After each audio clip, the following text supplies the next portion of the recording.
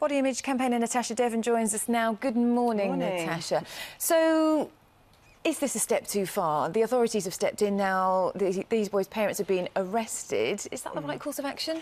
I mean, there's absolutely no doubt that this is a very serious case and that some kind of action needed to be taken. But I don't agree with arresting the parents. I think it's the easiest thing in the world to sit in judgment of these parents. But I think, you know, when you read the story, you see that they're clearly very loving and caring.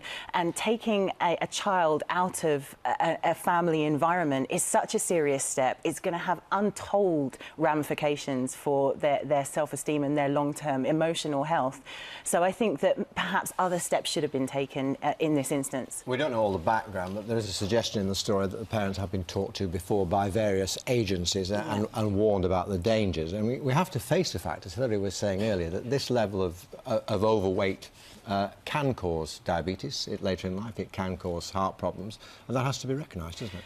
It does. I think our approach to obesity generally, this story shows that it's not working. At the moment, if you go to the doctors and you say, I'm worried about my weight, the doctor will give you a diet sheet and he'll send you away, he or she will send you away and say, this is what you should be eating. That's the equivalent of going to the doctors and saying, I've got a problem with drugs, and the doctor giving you a sheet saying, don't take drugs.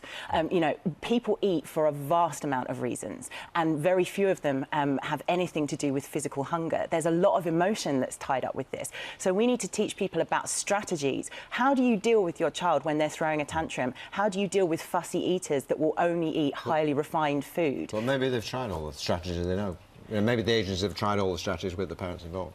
In my experience, that's not the approach that's taken, and I think that we need to start looking at behaviours and emotions and those reasons behind obesity, rather than treating it as purely a physical problem, because that is not working. And is the worry then that, you know, they'd have to start arresting all sorts of parents, because we know that there's a huge problem with childhood obesity. Just last week, this report showed 1 in 12 young women were clinically obese. There are a lot of young people that need help from that point of view.